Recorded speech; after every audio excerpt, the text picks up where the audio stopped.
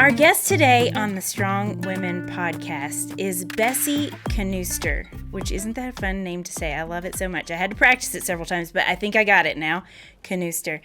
But I need to tell you a couple things about Bessie. The way that we heard about Bessie is from her sister, Cheryl Kay.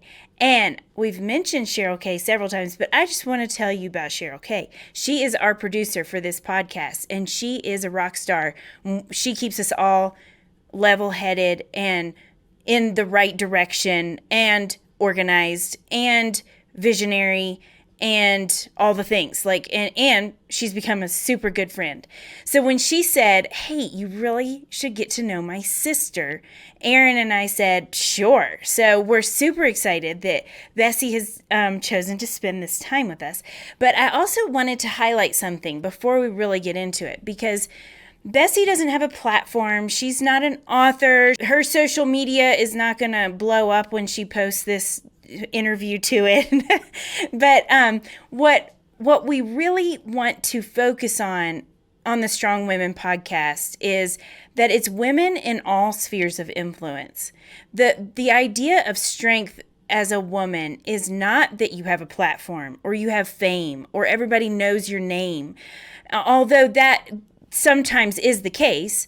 But showing strength as a woman made in the image of God is looking at your spheres of influence, no matter how big or how small, and acting with intention, loving as Christ loves, and being faithful in those spheres of influence. So a lot of the women who are walking this out, you will not know their names because they're doing the faithful thing with their children, with their grandchildren, in their churches, as a single woman, in her job, in her larger family. Like, there's all these different spheres of influence that are unique to each one of us. And so we want to make sure that we highlight not just names that are known to everybody, but names that you may not have known otherwise.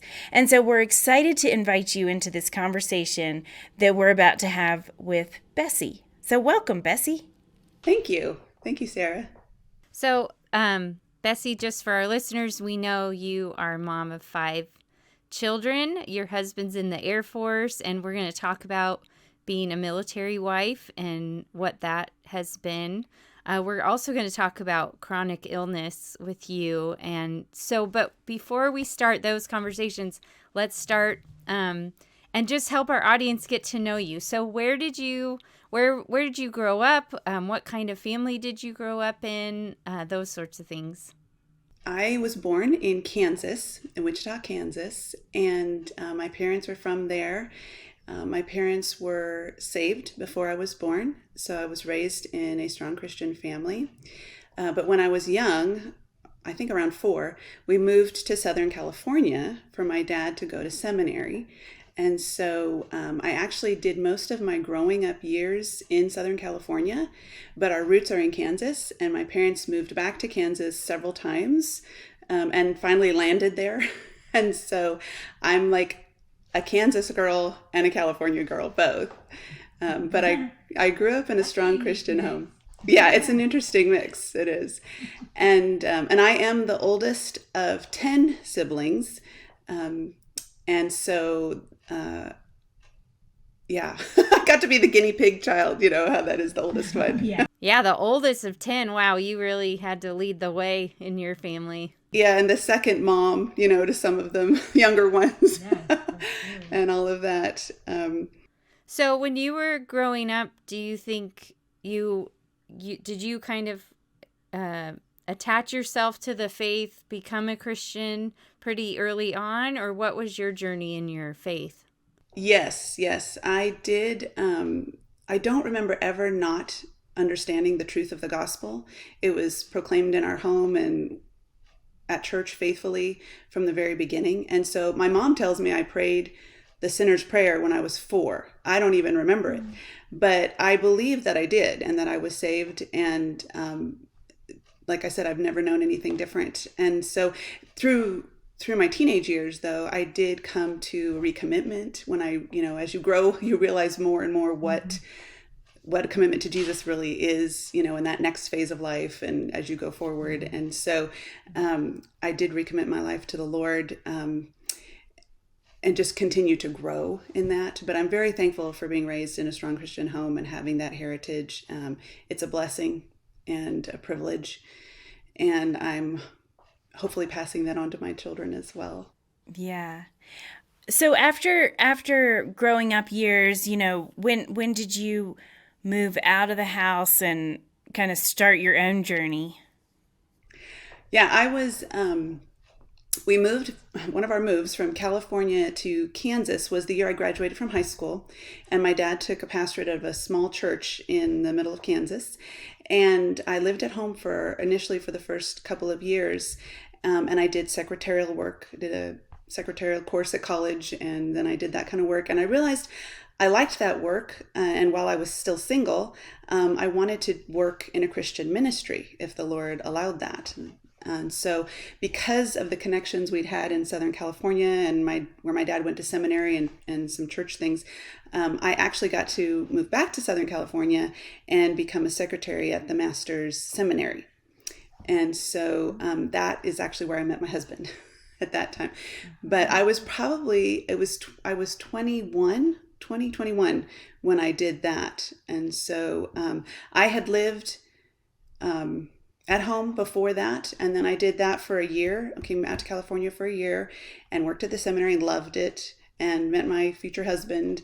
And then my grandfather passed away in Kansas, and I felt the Lord calling me to move back to Kansas and live with my grandmother and be with her and minister to my family. And I think it's really interesting because I had no idea I was actually going to marry someone in the military. And I felt as a single, you keep getting the messages that, oh, you're free, you can go do whatever you want when you're single and take advantage of that. But I really felt like God was telling me, you're free to still spend that time with your family. That's a good point, because when you're single, oftentimes in the church, singleness can be kind of looked down on or whatever. But that is such a good perspective of the beauty of being single, is that you don't have to ask someone else, a spouse, and you can really be devoted to the family that you grew up in a way that you can't once you get married. It does change things. And that's a really beautiful thing that you did to choose to use your singleness to go back and live with your grandma and minister to her. That's really neat. Okay, so I was going to ask you about the whole Air Force thing, and if you knew you were marrying into the military when you did get married. Your husband was at seminary, so how did seminary and the Air Force connect and all of that happen? Yeah, well, my husband actually had been in the Army previously, not right out of high school, but early in his 20s. He had been in the Army for 7 years and then got out and said, I'm never doing that again. Don't say that. Yeah, exactly. Never say never. And so he wasn't saved at that time. And when he got out, the Lord used several circumstances to then draw him to himself, and he was saved. And when he got saved, he had this hunger for the word. And so he was here in Southern California, and he heard John MacArthur on the radio. And so he went to Grace Community Church and decided to then go to college. He hadn't done college yet because he had gone into the military. So he went to the college and then the seminary. And it was in that time of college and seminary that he felt the Lord calling him back to the military. And he was going to be an Army chaplain because Army is what he had known. But when we started dating and got engaged and were serious about that, he decided to switch to Air Force because Air Force is better on the family, less deployment times apart and things like that for a lot of, not every job's exactly the same, but he decided to go Air Force. So yeah, I had no experience with the military. I had some grandfathers and great uncles, that had served, way back when, but I had no personal experience with anyone in the military. So that was a whole new ball game for me. Yeah. Did he lose his Army buddies? Because my parent, in a joking way, but my parents, my dad was in the Army, my mom was in the Air Force, and so they have this like friendly rivalry. But if you are in the Army and you switch to the Air Force, you might get some harassing, you know? Yeah, you can, but most people also understand why you do that. Right. My husband would say, "I saw the light and I moved to the Air Force."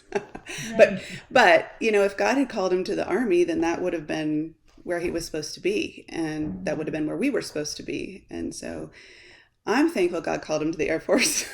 but, Yeah. but the important thing is just to go where God is calling you and serve where he's calling you, because we need chaplains and godly people in all branches and everywhere in all of society and all of life. So were you, because when we think about being the spouse to someone in the military, you just know that you are going to spend time apart in ways that people in, marriages where your spouse works 9 to 5, you see each other every day. And Sarah and I both have husbands that travel for their work. So we get a taste of that, weeks apart or whatever. But when you have a spouse in the military, that means you're going to spend months and months apart sometimes. So so when you got into it, were you afraid? How did you wrestle with all of that?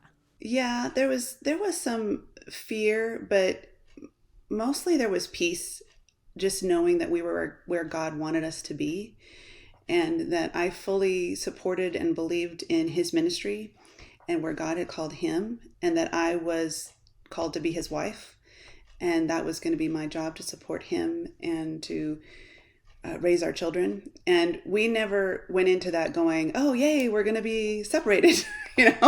That's never a joy in that sense.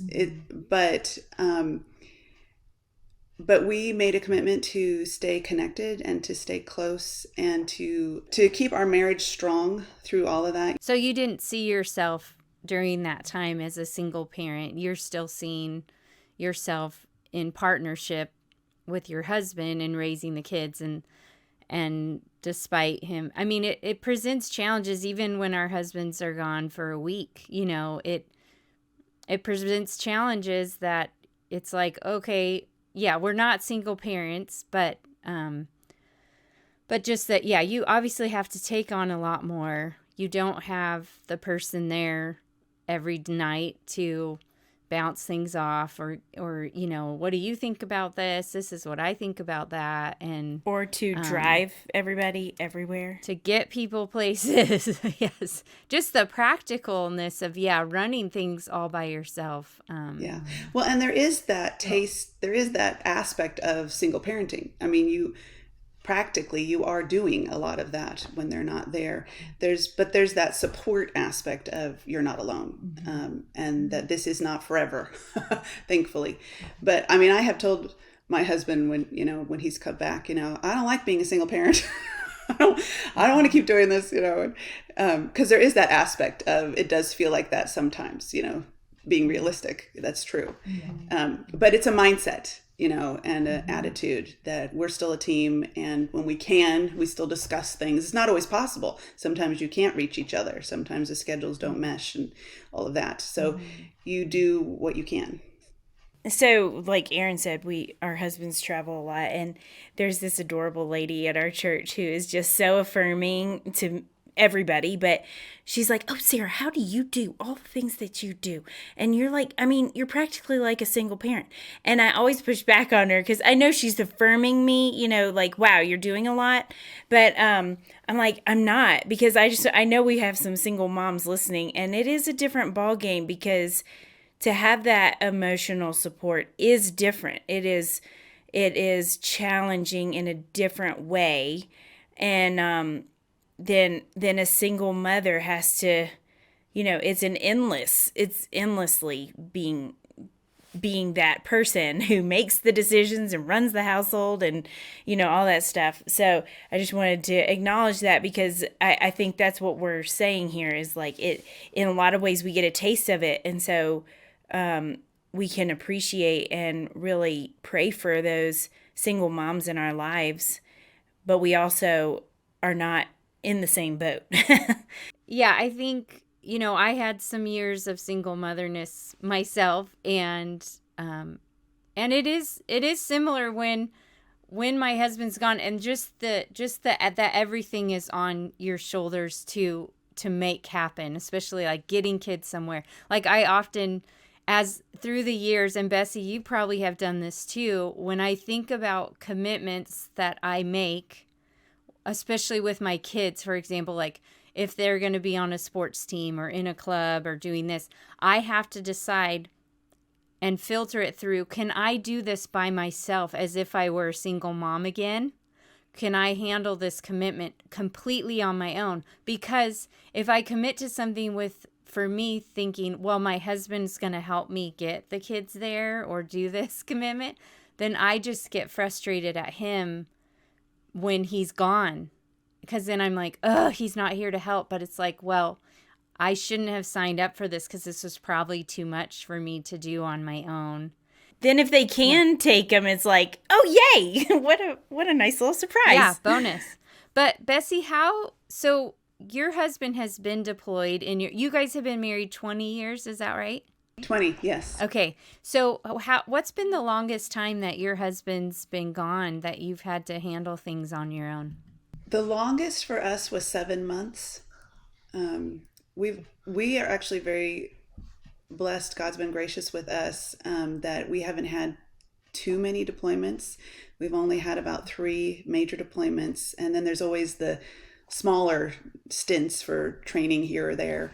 But 7 months was the longest for us. But it was interesting because, and you guys might, I'm sure you relate to this too, that, if you have a trip where oh, they're going to be gone so long, and then it gets extended for some reason, and you're like, oh, well, I had planned for this amount of time and I could handle that. But when it gets extended beyond what I was expecting, oh, they're not going to be back next week or whatever the case might be.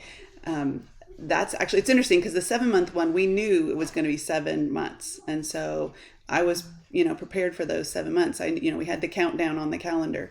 But then we had another deployment that was supposed to be 1 month, and it ended up being 4.5 months. And it just kept getting stretched and stretched and stretched. And even though with that one, I only had 1 child at the time and not as much to handle, that one was a harder deployment just because I was like, he's almost home. Oh, no, he's not. Oh, he's almost home, but he's not. That kind of back and forth. So, which, don't you think that speaks to expectations and our mindset, kind of what you were talking about earlier, like your mindset of, we're still going to partner in this, even though your job is calling you away from us. But that expectation thing, which I think speaks to all kinds of areas of our life, but that must have felt like the longest 4 months, because when you have the expectation, you kind of gear yourself up for things. It's kind of like when we have a job and we think there's going to be an end, and then that gets extended. Or, you could think about it in so many areas. I often say to like pregnant gals, make plans all the way up to your due date and maybe even beyond that, because it's all about expectation. Otherwise, you're anticipating, and then the days feel like weeks. And for you, those few months must have just been so hard. And actually, I'm not trying to minimize too, because when our husbands go away, they go away on a business trip. Your husband actually is going into combat and putting his life on the line. So how did you handle that? Like, it just seems like, are you just daily having to trust the Lord with your husband's very life in a way that we don't really think about? Of course, our lives are in the Lord's hands, all of us, and none of us are guaranteed tomorrow. But in a real way, you were having to think through that. Yeah, some of that. My husband, being a chaplain, he isn't allowed to carry a weapon. And he has an assistant that goes with him that carries the weapon. And so he has been in combat zones. to do the ministry. And actually, he loves that. It's very good ministry in those places. And he always says with deployments, he loves the ministry of a deployment. He loves his job at those times. He hates being away from us. So there's that conflict. And so a lot of times he doesn't tell me all the details, and I don't want to know, where all he's been until after the fact or what's going on. But yeah, I mean, definitely very practical opportunity to just be praying and living that, trusting the Lord, that the Lord's going to take care of us. The Lord knows the details. He knows that we want him back safely, just like every family. And we'll cross the bridge when we come to it if we have to deal with more. You can prepare in some ways, but you can't really fully prepare for those types of things, but the Lord walks through it with you when you have to go through it. And when he's been deployed, are you involved with like the other wives or? Yeah, it's looked different at different times depending on where we were living and how many kids I had and, all the dynamics. A lot of times I will spend part of the time going back and seeing my family and spending time with my parents and cousins and aunts and uncles and all that, and have that opportunity to spend time with the family and have their support and their help. But then there are also the times of just really entering in with the community. The military really is its own community. We always kind of have said that we see ourselves as missionaries to the military, but we don't have to raise our own support, which is nice. But you get involved in the community, and they have their own language and they have their own issues that they deal with, in that. And so you get to know your neighbors and support each other. We're all in the same boat in that sense, that somebody has a husband gone at some point all the time, pretty much, or a spouse or whoever it might be. And so you rally and you support each other and you interact and you do more things with other moms and you share the responsibilities, and you just work within the community and don't isolate yourself. That makes it harder. Yeah, that I think would bring community. Again, we all need community, but that kind of for you guys, it really brings it to, like, to survive, I need community. And I just have so many friends and family in the military, and I know how vital a strong community is to have, especially when your spouse is deployed. So that I love that part too of what military families model for the rest of us, of how community is so vital and can be so enriching in our lives. So, okay, so not only do you have to think about your husband and when he is deployed, that he is putting himself in high risk situations, but then about 20 years ago, you found out you had a chronic illness, and you've had to battle that too. So can you just tell our audience a little bit about that, when you were diagnosed and how that journey started? Yeah. I had always had really good health. I never had any health issues growing up. And then the year that my husband and I married, we married in 2000. And so that year I got pregnant with our first baby right away, and his grandfather and his father both died. And then we had 9/11, and then he got called up. He was a reservist at the time, and he got called up to go serve as a reservist 1 month before I was due with our first baby. And so looking back, I can see kind of all these things lining up to the stress that was building. And I didn't, at the time, I felt like I was handling everything and I was okay. But after I had my first baby, I kind of never recovered from that birth. My body just started falling apart. And I ended up with a diagnosis 3 months after she was born, diagnosis of ulcerative colitis. And I had a severe case. And my husband was he he was at a reserve base here in the States, but away from us. And so I was taking care of an infant and just trying to survive with an infant, and getting more and more sick. And went to the doctors and got the wrong diagnosis and tried what they were telling me, changed my diet, whatever, and it wasn't working. And so by the time he got back, I was in really bad shape. And so he basically said, I'm taking you to the ER right now. And had to leave my baby with my mother-in-law and with a bottle that she'd never taken a bottle. And it was crazy. But I was in the ER and they gave me lots of fluids, and they said, we pretty much know what you have. And they diagnosed it correctly. And so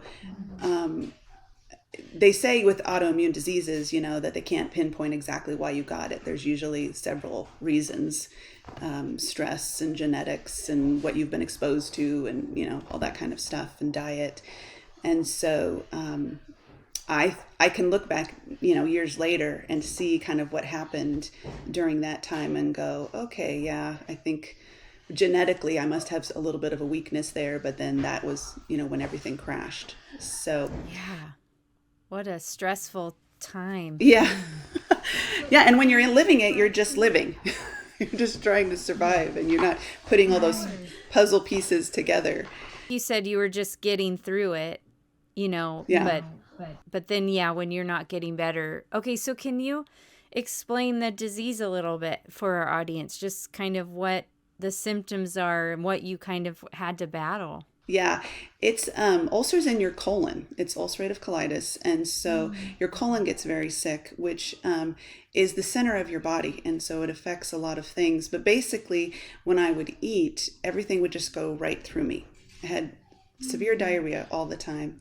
And then you get to a place where you're also nauseous. It kind of feels like having a really bad 24-hour bug, but all the time. It doesn't go away. And so I would lose all the fluids, and I'd be really malnutrition and anemic, and all of that kind of stuff would happen, and you get really weak. And then you're also bleeding from your colon. The ulcers will bleed. And so I've had different points in my journey where I've almost bled out, and I had to go to the emergency room and, have emergency care for that. And then other times where it's, so where it can be very intense and very severe in one moment, but then other times it can just kind of be a slow, steady downhill, trend. But so I've had times where I've been hospitalized various times, and then also times where I've been on bed rest trying to recover. And I've been through several different drugs over the years, and sometimes they work for a little bit and then they stop working, and so then they have to try something else. I've tried very strict, severe diet changes and elimination, and not lots of natural herbs and natural things. I've tried just about every route that you could think of, because I would, to begin with, they're like, oh, you have this disease, take this drug, you'll be okay. And I was like, okay, I believed all the doctors and just did what they told me to. And the drugs had really not fun side effects, and I felt awful. A lot of steroids I had to be on, and so steroids just have a lot of side effects. And they'd say, oh, you can't stay on these drugs for very long, it's not good for you, so we need to take you back off of them. Well, then they'd take me back off, and all my symptoms would come right back. So now, presently, I'm on an infusion drug. I go every 8 weeks and I get an infusion. So it's kind of like a chemo drug, but it's been helping. And I just realized for me, and because I've read lots of, when you're not feeling good and you're like just looking for an answer, you start reading anything you can find and listening to anything you can find. Oh, I'll try this and I'll try that. And I've done a lot of that over the last, almost 20 years. And so I come to this place where my case has just been so severe that diet alone wouldn't solve it. And so I never wanted to be on drugs all of my life, but I have been thankful for the drugs that are there, that God provides, that I can function. And so, because when I'm really sick, I can't function, and I can't take care of my family, and that's the hardest part for me. And so I'm just really thankful for what God has allowed, and all along there's been this, you'll probably lose your colon at some point. You're more susceptible for colon cancer. I have to be tested regularly for that. And so the fact that, and several doctors had told me, you won't have any more children, or you shouldn't have any more children early on. And I have 5 children. and when I was diagnosed, I just had our very first. So I'm so thankful. We're so thankful that God has been gracious and we've been able to have our children, and that I haven't lost my colon yet. And the big deal about that was, if I lost it, I really wouldn't be able to have more children. That major of a surgery. Let me back up and ask you, what was your journey with God like? I mean, was there a time of anger and fear? And I mean, so much of the time when we go through suffering, there's that, it's almost like there's stages of it where God, of course, is grafting it into our story, but there are those moments where we're really questioning. Did you experience that? Yeah, I know what you're asking. I don't think I was ever angry. I think I was sad, and I was questioning in that, God, why is this happening? I don't understand. I don't know what the purpose is in this. Is this going to last forever? Is it, are you glorified in this? How are you glorified in this? But it wasn't in anger. And I really attribute that to the foundation that God had given me in the Word and with my family growing up, that I was grounded already in just knowing that we serve a good God, and that He loves us, and that He has a perfect purpose for everything. And if He's allowing it into my life, whatever He's allowed into my life has come through His hands, and specifically to me and to my family. And that was one of the hard things, actually, was not just for me, but it affected more than just me. It affected my family, my children and my husband, and it changed all of our lives. And that was almost a little harder for me to accept, that, my children, this is not the kind of mom I wanted them to have. I didn't want them to have a sick mom. And I didn't want their lives to be inhibited because I couldn't do things. And so that was a struggle. That was hard. And I had a lot of good support. My husband has been an amazing support through the whole journey. And my mom has been an amazing support through the whole journey, and all of my family, all of my extended family, and many, many friends. And I remember there was one time that I was laying in bed, and I was bedridden and I couldn't move. I was afraid to move because it hurt. And my mom, I was crying and about not being able to be the mom that I wanted to be for my kids. And my mom said to me, she said, your kids know that you love them. And that is the most important thing. And you are speaking the truth to them. And this is a season, and it will pass. And God will allow you to do the things that you want to do at some point. But for now, this is where He has you, and you're loving them, even from right here in your bed. And I just needed to hear that. It was really good, that, okay, I still have a purpose, even though I'm laying here in this bed and I can't move. I'm still praying for my family. I'm still loving them. I'm still reading the Word. And my husband, being the military man, he rallied the troops, of our children and said, okay, guys, mom can't do such and such right now. We're going to come together and we're going to make sure this gets done and take care of it. And this is something that God has for all of us. And He's been really good about leading us through that God didn't just give that to me. He gave this disease to all of us as a family to work through and grow through. And I learned that my kids could do a lot more than I thought they could. Which after I got well, I was like, oh, now I know you can do these things. So, so it was good, and so they've really grown through it as well. And the Lord has used them. That's a good perspective about the Lord allowed the disease to come to you, but that it's for your whole family to carry the burden. It's not just you. That's a perspective I think that you don't hear common, even though the family does carry the burden, but even to say it that way. Well, we're coming to the end of our time, so we've got a few more questions that we'd like to ask you. And one is, you have young daughters, young women in your life, and so what advice would you, and we have a lot of young listeners, so what advice would you give to young women? Well, I feel like the older I get, the more I'm convicted by that I need to know the word more. I need to be in the word more. And in these days there's so much turmoil and it's just continuing and it doesn't seem like there's an end in sight, that we have to be grounded and study the word, memorize the word, sing the word. That is our foundation. And I'm so thankful for the family that I had, that I grew up in, that I was taught those things at a young age. And if you have been taught those things at a young age, you need to value that. And if you haven't, then you can start anytime, dive in. And for moms, do it with your kids. That's what I do. My kids and I memorize together, and they're way better than I am. Their young brains are, memorizing better. And so they help keep me accountable. And it just seems like that's a theme that keeps coming up in my life, is that I need to be in the Word. And I think it's true for all of us. Make that time, make it a priority from when you're young to spend that time in the Word every day, studying, praying, memorizing. I just don't think there's anything better that we can be doing with our time. Okay, Bessie, I assume you're a reader. Actually, we know you're a reader. So tell us what books you're reading right now.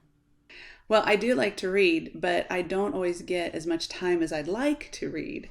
So I'm actually reading right now the Becoming Elizabeth Elliot by Ellen Vaughn, and that I know you guys interviewed her. It's a great book. And I'm also reading Joyful Surrender by Elizabeth Elliot. And then, because there's so many of her books that I read a lot of her books when I was younger, and it's been a while. And so recently it just came up and I was like, I need to get back into some of her books again. And so it just happens I'm reading both those at the same time. And then I do read aloud. I try to read aloud to my kids, and we're reading the Wing Feather Saga by Andrew Peterson. And we're almost to the end, and we've really enjoyed that. So I have so many books, piled up waiting to be read, but those are the ones I'm actually doing right now. Oh, those are good ones. We'll link those in the show notes. Okay, last question. What woman from history would you have coffee with if you could? Yeah, this is a really hard question because there's just so many. And any of them would be good. That's the hard thing. It's like, they'd all be good.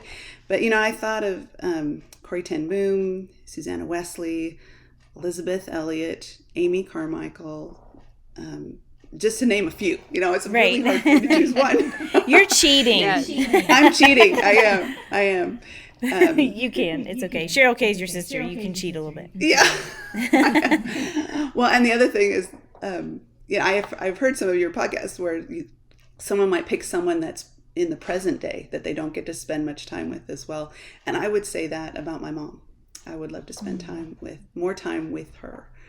And we live in different states right now, and so we don't get to see each other as much. And she is my number one mentor, and I love her to death. So, special lady. Bessie, we are so grateful that you spent this time with us. Thank you so much. Good to get to know you. Thank you. Thank you for having me.